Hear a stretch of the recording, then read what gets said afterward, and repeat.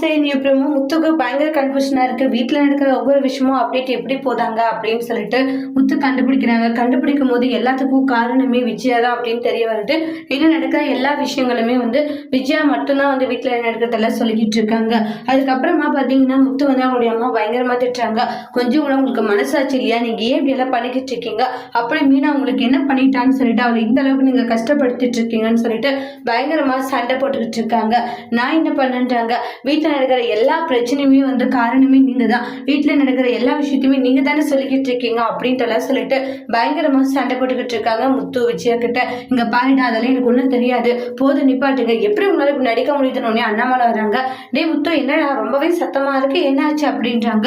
அப்பா, இந்த மீனாவுடைய பணம் திருடு போனதுக்கு எல்லாத்துக்கும் காரணம் அம்மா தான் பான்றாங்க. என்னது விஜயாவா, அப்ப அவதான் ஆள் வச்சு திருடுனாளா? அப்படி இல்லை பான்றாங்க.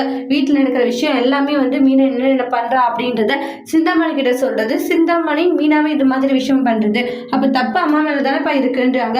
விஜயா, நீ திருந்தவே மாட்டியா, 2 மருமகளை எப்படி பாக்குறியோ அது மாதிரி மீனாவே பாருன்ட்டு பலமுறை நான் சொல்லியிருக்கேன். ஆனா நீ ஏன் இதை கேட்காது, இப்படி கேவலமா நடந்துக்கிற அப்படின்ட்டு அண்ணாமலை விஜயாவை பயங்கரமா திட்டிக்கிட்டு இருக்காங்க. விஜயா ரொம்பவே மனசொடிஞ்சு போய் எதுவுமே சொல்ல முடியாது இருக்காங்க. அடுத்து என்ன நடக்க போதுன்னு வெயிட் பண்ணி பார்க்கலாம். தேங்க்யூ.